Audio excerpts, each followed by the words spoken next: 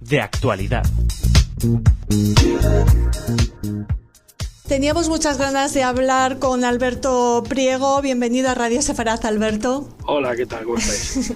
Autor de Israel, una democracia necesaria en Oriente Próximo, este libro del que ya les hemos presentado en la radio, pero del que hablaremos con más profundidad con Alberto, con su autor. Ya saben que Priego Moreno es doctor en Relaciones Internacionales por la Universidad Complutense de Madrid, un experto en geopolítica de Oriente Próximo. Y en este caso, Alberto, te convocamos también para hablar sobre lo que está sucediendo en Irán. ¿Cuáles son tus primeras valoraciones, tu visión de lo que está sucediendo?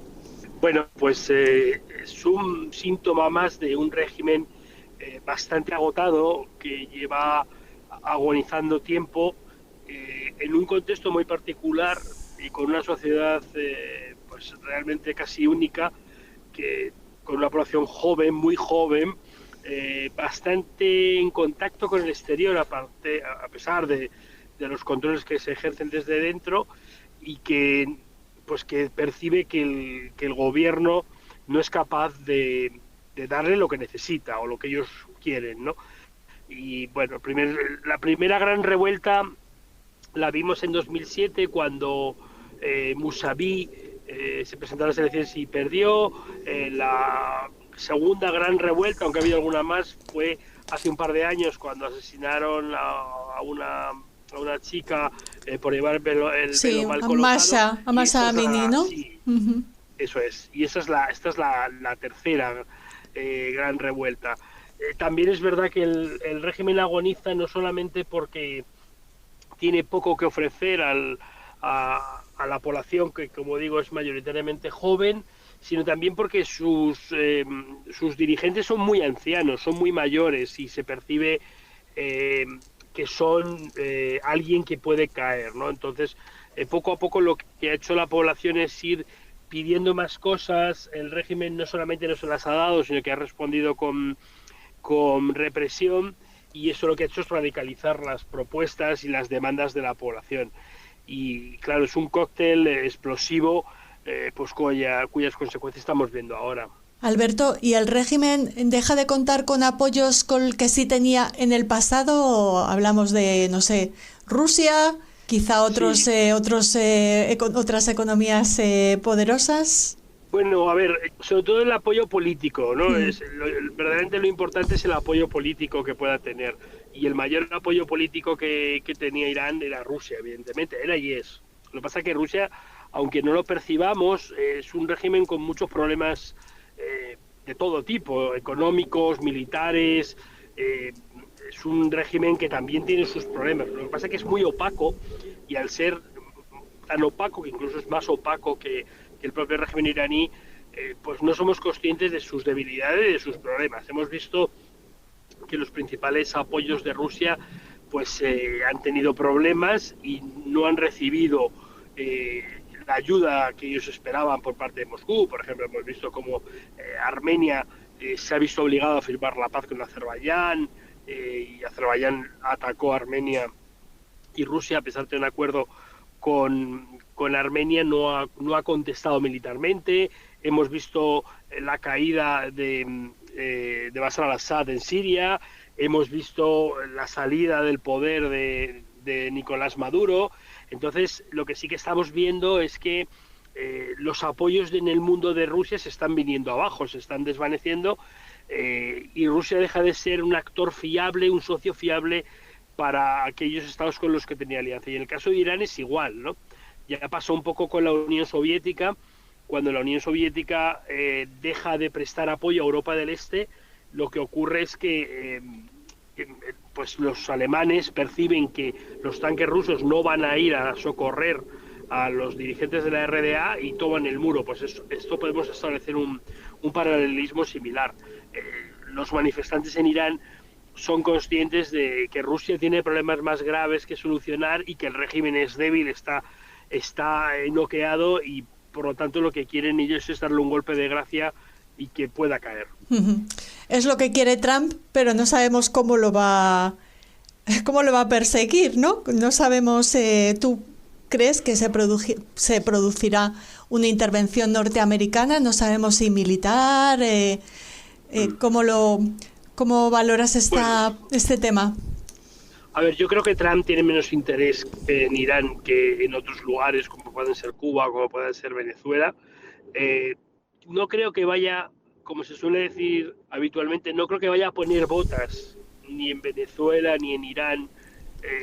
Puede haber alguna operación similar a la que ha hecho con Nicolás Maduro. Yo lo veo improbable. Lo que sí que puede haber es bombardeos puntuales, porque eso para Estados Unidos es muy sencillo y el coste que tiene es bajo.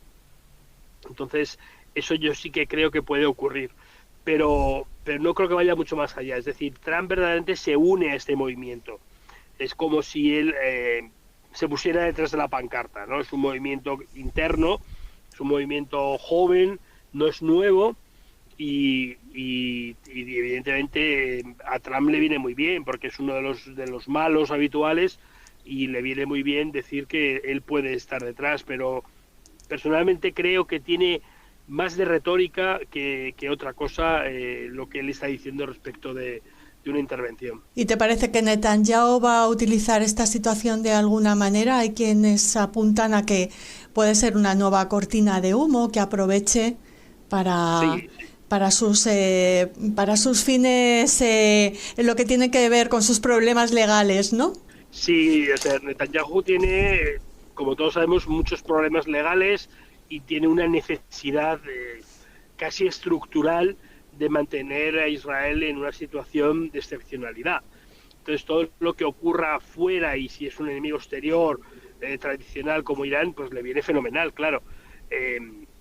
Pasa que, y a diferencia de Irán o de Venezuela, Israel es un Estado democrático y tarde o temprano pues tendrá que rendir cuentas. Tendrá que rendir cuentas a la justicia, tendrá que rendir cuentas ante el electorado, ante la sociedad civil. Hemos visto muchas manifestaciones en Israel en contra de Netanyahu.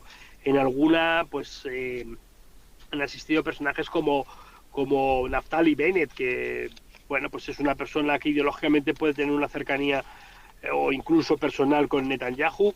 Entonces es verdad que estos son elementos que a corto plazo puede introducir. A nadie se le escapa que es muy hábil estableciendo estas cortinas de humo, pero yo sinceramente creo que tarde o temprano tendrá que rendir cuentas judicialmente por los 3 casos de corrupción que tiene, y política y militarmente por los errores que ha cometido antes y después del 7 de octubre. Bueno, un tema que a nuestros oyentes les apasiona. Hablaremos más de él cuando nos presentes aquí en Radio Sefarad Israel, una democracia necesaria en Oriente Próximo, este libro que publica Almuzara. Alberto, ya casi para despedirnos, se habla de cifras terribles en esa represión por parte de los ayatolás de este movimiento que quiere acabar con esta teocracia. ¿Das valor a estas cifras? ¿Crees que no podemos conocerlas realmente? Sí, a ver, es muy difícil saber cuántos muertos hay, pero yo creo que son más elevados que los que estamos oyendo. Creo que ha sido Reuters esta mañana que ha hecho una estimación que decía que podía superar los 2.000 muertos.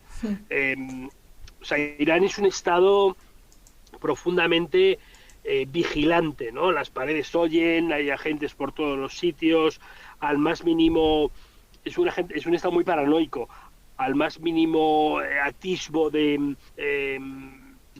una sensación de inseguridad se reprime. Recordamos este chico español que estuvo un año en la cárcel detenido por ir en bicicleta realmente, ¿no? Y le acusaron de ser un espía, y él decía que claro, no era un espía, ¿no? Pero ellos se montaron su propia película pensando que era un espía, y no era más que una persona que visitaba, bueno, no solo en Irán, en más países, pero cruzaba Irán en bicicleta. Entonces, al ser un estado tan sospechoso, un estado que tiene poco que ofrecer y donde además la población es joven y es muy crítica, la única opción que le queda es la represión. Y cuando tienes problemas graves como tienen ahora, están utilizando más represión y eso es un círculo vicioso del que apenas saben salir. Y por lo tanto, pues es muy creíble que pueda haber 2.000 muertos, ¿no?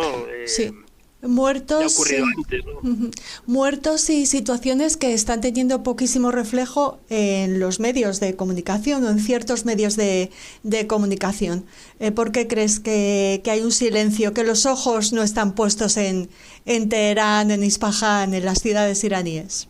Bueno, yo no soy muy consumidor de prensa española, pero a nivel internacional sí que veo que hay un cierto seguimiento, ¿no? No lo sé, no sé si eso en España es así. Es verdad que en España tenemos un alto grado de politización y muchas veces pensamos que lo que ocurre aquí es lo más grave, pero no sé, no te puedo dar una respuesta a nivel de España, a nivel fuera.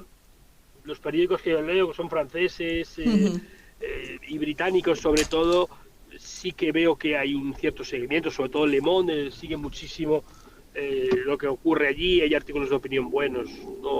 En España no te puedo dar una respuesta. Sí, quizá te he hecho la pregunta, lo que quería rectifico un poco, porque más allá del seguimiento que están haciendo los medios, la calle no ha salido a posicionarse mayoritariamente a favor de estos manifestantes iraníes, ¿no? Bueno, porque en España la política exterior importa relativamente, importa más que importaba, pero importa poco. Y luego también vivimos un fenómeno que es muy occidental, por decirlo de alguna manera. Vivimos un poco en la banalidad, nos importan cosas que en el fondo no son muy importantes, ¿no? Damos una importancia a asuntos que en el fondo pues tienen una importancia muy relativa y que son poco determinantes.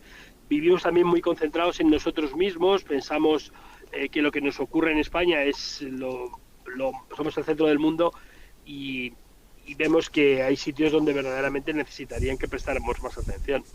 ¿Te gustaría añadir algo más, Alberto, antes de despedirnos?